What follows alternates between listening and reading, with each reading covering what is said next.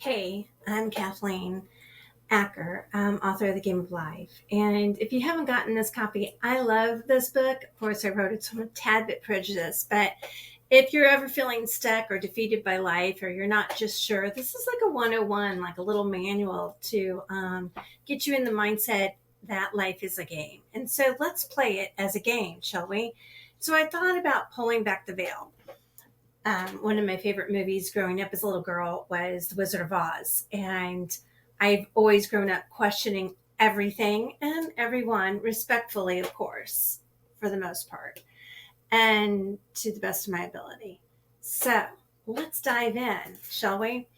I was looking at, I was getting ready to stream this, and I've actually recorded this, and it was taken down. So I'm going to be mindful of my words because we are playing a game of life, and apparently I have to watch my words in this game until I exit the Matrix, which is my next book. But for now, I wanted to show you like some things that, like, say, just say in this game, society. The society is made up of the controllers. Okay, it can be those men and women that are in large positions in companies and media and governments, and they all get together and they're like, "Hey, how can we mess with people?" And that's part of the game, right? So that we can level their consciousness. So if you see it differently, then you can have a little bit more fun and maybe not take it so seriously to raise your vibration frequency, because everything is frequency. That's a whole nother segment. So this is pulling back the veil. And why I love pulling back the veil, because to me, everything is a contract. So if you're waking up in the morning and you hit that snooze alarm, you just broke the contract with yourself. Options to do this is you go to bed late, maybe move your alarm clock till you know that that's a time I have to get up, and then you can do it, or just turn it off if that's an option. Therefore, you're not breaking your contract as soon as you get up in the morning. Now, this might be more than just part one. I like to just dive in sometimes, I mean, if you kind of know how to swim, then why not just go for the deep end if you know you can get to the side, right? So I thought we'd kind of dive in deep. I don't know how many of you watching this are aware of the birth certificate fraud. So there's a lot of things. You can find them on Telegram a lot, and YouTube has them, and it won't be called, of course, the birth certificate fraud. It's called straw man and how you became. So a little 101 on that is there's a lot of play on words. And so if this is a repeat for some of you, hopefully I'll still give you some elements coming up that you haven't heard from anyone else, or you didn't hear it this way. They call it the straw man. But if you take a ship, just happen to have a ship right here, and I'm a mom, so we're good to go. So here's a ship, and it's going down the birth canal. Never worry about how it's spelled. It's the sound, the vibrational frequency, the sound of the word. Okay, so a birth canal, or a mom going into the foundry, also known as a hospital, to give birth, a different spelling, but still a birth canal. So the ship right here, which has always got a woman's name, even though there are judges in the Supreme Court who don't know what a woman is, but yet it's taught in, like, I don't know, first grade, or was.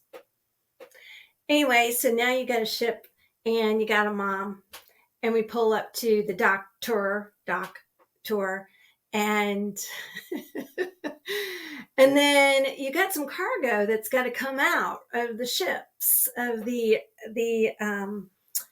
little bun that the baby's sitting in. And when that happens, because we are operating on water, on troubled water, Mary, that that song when we were kids, gently down the stream. And then, in the Bible, it talks about drowning, the whole world drowning. And in 1666, there's some documents that everybody was considered dead in England.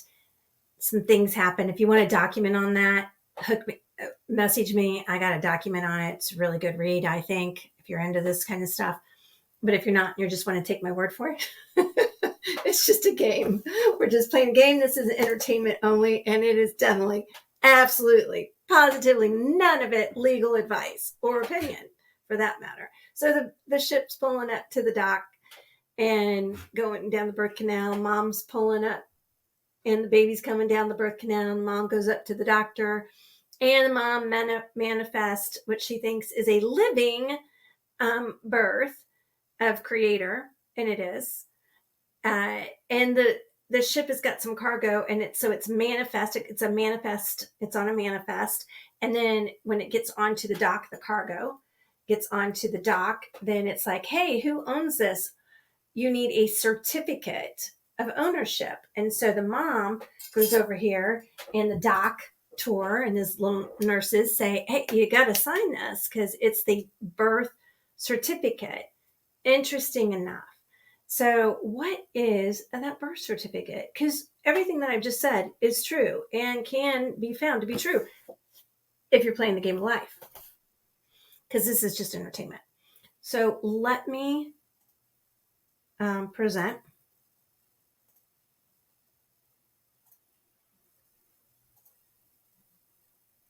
One moment. Okay.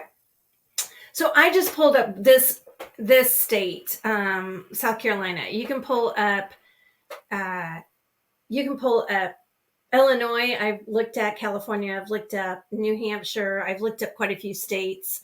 So I know that from reading the articles that I've read that the definitions are the same for what I'm about to tell you. So to me, in the game of life, completely and totally not legal advice, I would say that what I'm about to tell you would be called a no interest contract, an unconscionable contract. And I would say in my game, in my book, it would be a void and unenforceable, because when you enter into a contract and its intention is fraud, it makes it null and void at conception. Now, some in the game might argue, well, if you continue to make agreements knowingly or unknowingly on it, then that's consent.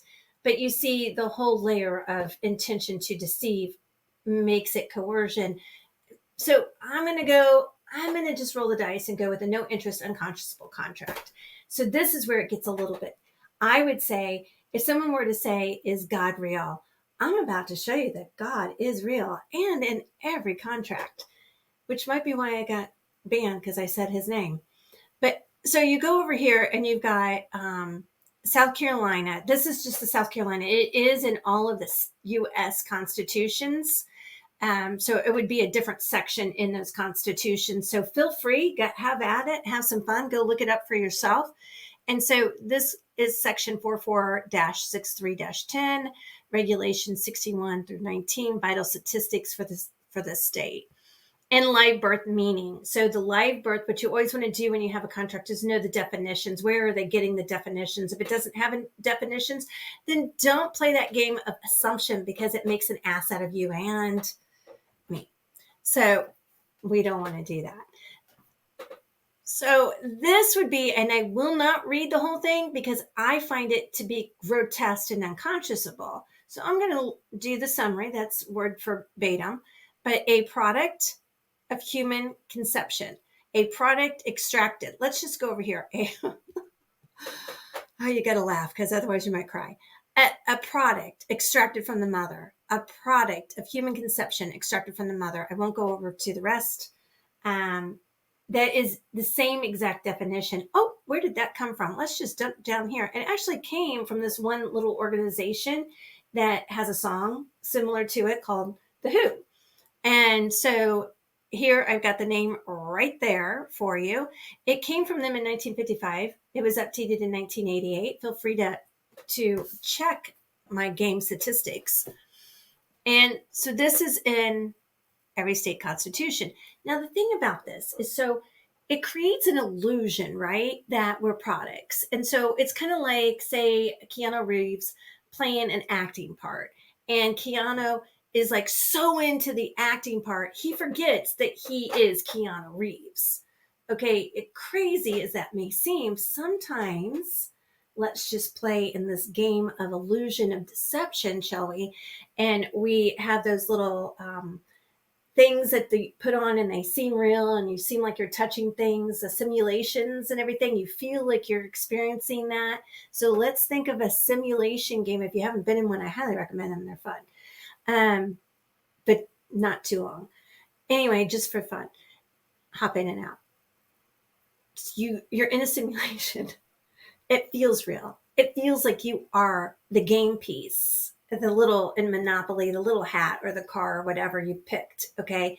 It becomes like you are the game piece because you're a product extracted from your mother. So interesting enough, if you go into the definitions like citizen, resident, person, individual, they're all entities. See, because man-made law operates on what is known as maritime, in the game of life, of course, maritime amity and universal commercial code. And so that would be soulless and dead. I mean, you just got to admit it's genius, and we just have to reverse engineer it. So kudos to those who came up with it. Can't wait for the walls of Jericho of corruption to come along. And maybe when you play the game of life, you'll help be able to do the crumbling of the walls. Interesting that you can go to the Bible. So here we've got some Bible verses. And in Jeremiah 1:5, came from that. You can look it up in different. I have a Bible that has 4 different versions of different Bibles, and it's always interesting to look at and debate. I highly recommend that you get a Bible, because now that Disney and Google have bought it, who knows what that Bible's going to look like. That'd be interesting. Anyway, before I formed you in the womb, I knew you. And before you were born, I consecrated you. I appointed you a prophet to nations. Nations. Let's look at that word, shall we? Nations. There's no mistake in that one. So nations, like there are nations. And if you're operating on maritime law, solus, it's governed by solus. I mean, I don't know how to slice and dice that. Of course, this is just entertainment for the game. And to know us before would tell me, if I was like playing a game and I were to know anything about contracts or anything like that, I would be like, okay, so now I've looked at some definitions, right? And interesting. So what would that document also say? Well, when we look up in South Carolina, individual, a natural person, because a lot of people will say, I'm a natural person. You don't ever need to put anything, if you're using superior law, which we're going to get to in a minute, you don't ever need to put anything before it. So you don't have to put, I'm a natural person, I'm a sovereign woman, or anything like that. Okay, just that's a title. Titles are diminishing. Titles are fictitious. Every title is fictitious, other than being just simply a man or woman. See, divine law, laws of nature, nature's God, it's simple. It's just be in honor and do no harm and come with clean hands. It doesn't get much more simple. And you're either a man or a woman, male or female, and you're of mankind. See, it's really simple. And so it leads me to believe that when you look up maximum of law and it says ignorance of the law is no excuse, then it would have to be superior law of God's law, because that is simple. Where, I mean, in the game of man-made legal, I mean, it's just, there's no way for anyone to know all the laws, because they made it so chaotic. Actually, the devil's in the details, isn't it? So anyway, a natural person is, again, dead and does not result in a live birth. It's a live infant. It's intention other than to produce a live infant, in which does not result in a live birth. So they got you one way or another. Okay, so if you're going to use a title, I would recommend dropping your titles. But that's just me in the game. I mean, sometimes you want to play a title. It has benefits and privileges. It does not have rights. It takes your rights, but it doesn't have rights in the game. So the Constitution of South Carolina, I find this very interesting, that if you look like in Illinois, it's Almighty God. California had a very interesting preamble, especially the older you go on the constitutions. And for South Carolina, it does say in the year of the Lord. But the Constitution, we the people of the state of South Carolina, assembled grateful to God for our liberties, do ordain and establish this Constitution for the preservation and perpetuation of the same. Interesting enough, side detail, hope I'm not going off course too much here. The oath that every judge takes, an attorney, to my knowledge, you can correct me and let me know if I'm wrong. I did research it. And so help me God was at the end of the oath until 2022. I think around June of 2022, it was removed. So help me God was removed from the oath. Like, I don't know, you might want to look up like your counties and you might find that some of them have just changed it in 2024 and filed it. Conveniently enough, they took that off. Yet they swear to the state constitution. So when something is in the beginning, it's called the preamble of a contract. This is just me doing my own little research or having entertainment purposes only for the game. But none of this is legally bound by any means because I'm definitely not an attorney. The preamble sets the stage. And the preamble right here that you're looking at is this part is the preamble. To me, that would say that it's superior law, that God's law is superior, which is interesting because then Lady Justice wears a blindfold. So is Lady Justice blinded to superior law? I don't know. I think in the game it would go well. Let's just look at these liberties and rights and freedom. So rights and freedom are given to us by God, dominion over land, air, and water. Now, if you took the first letter of those three, that would be L-A-W, law. Preservation is to protect God-given rights of mankind, living and breathing. So see, mankind's living and breathing, right? Because we have that Bible verse up there that God knew us before. And if you look in the Bible, it's the breath of life, that spark that happens when, life, the Holy Spirit or life, when the heartbeat starts, it's a spark that happens. Scientists have said that. And the perpetuation is a continuance of God-given rights above all else, such as social contracts, like society and the game that they're playing with their man-made legal system. Now, why did I bring this all up? Because when I started to do this video the other day, I had to look at new terms for the platform that I use, and I found it very interesting that they want to take my First Amendment rights. I have the right to speak my truth. So they go into a lot in their terms, like, we want to control you and you must obey because whoever we is, some higher man or woman who for some reason is a narcissist that took over in their mindset and think that they're bigger and better, badder wolves than the rest of us. And they just need to be reminded that they're not. So they have this, who is a customer. You always want to look at the identification, the definition in your contracts to know who's who and what's what. An individual or an entity. Customer means an individual or entity. I already told you I've looked up both of those in the state constitutions. Feel free to do it yourself. Individual it's soulless, it's dead, it's a piece of paper, it's not living, but yet we are acting as if we are that. When you sign a contract, when you register your car, you're handing it over to the state. When you sign your birth certificate, you're handing it over to the state. That's on bonded paper, owned by the state health department or vital statistics department, depending on the state. So they own the name of your baby. And so they own the name of your baby. So when Child Protective Services or somebody comes in and knocks on your door and says, hey, the big bad wolf says that we're coming to take your child.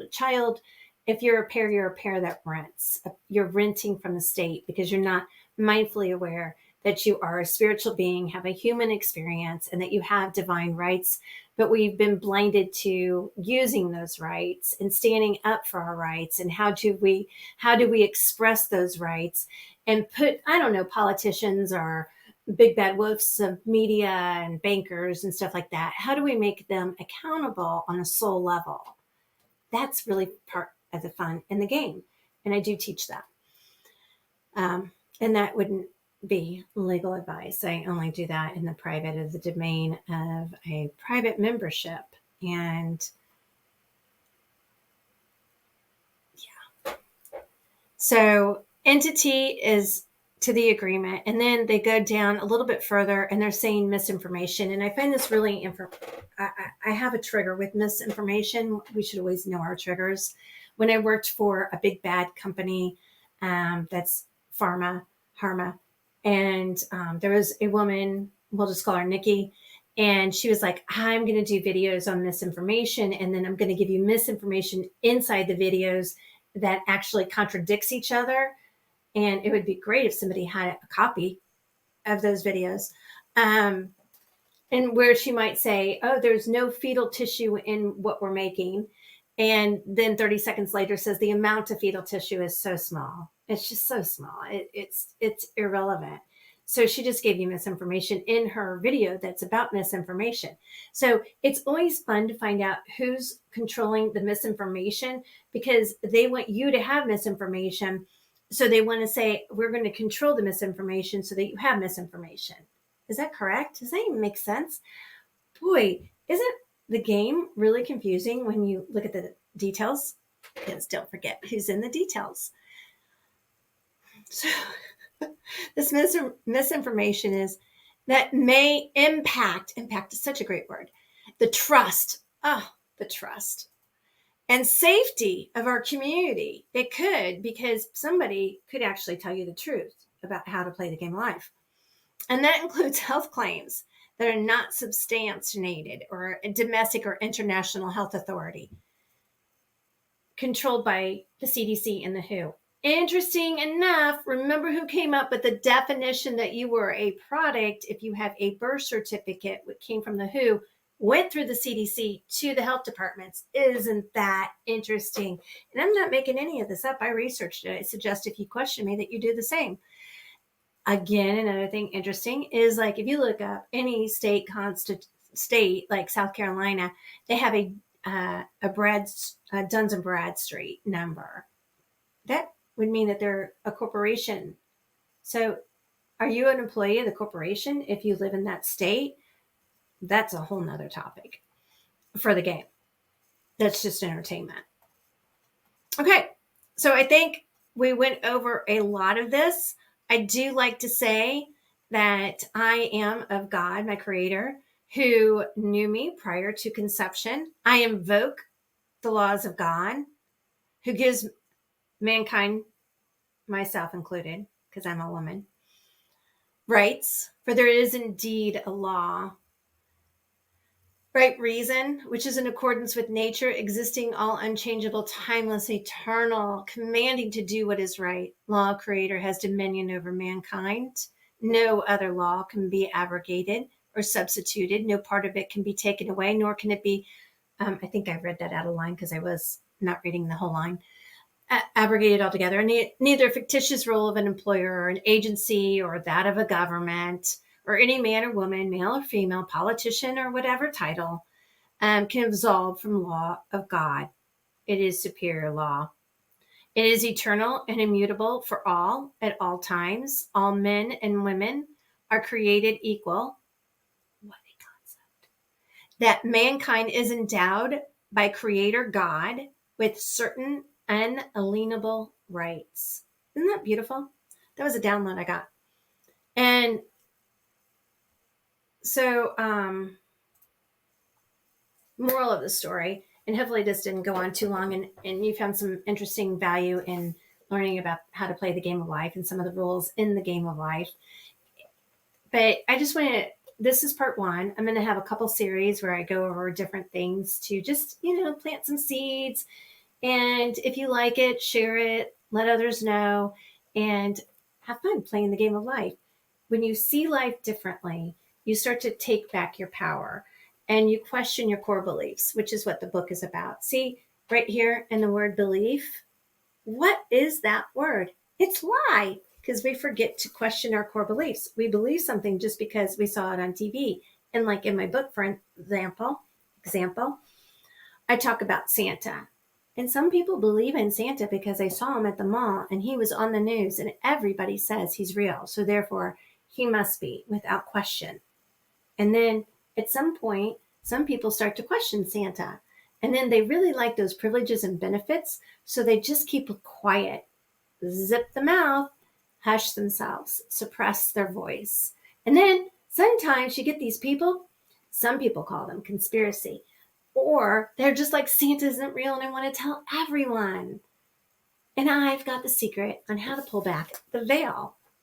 All you do is learn how to play the game. Roll the dice, play the game of life, and have some fun doing it. Until next time, I hope that you like and found some value in this.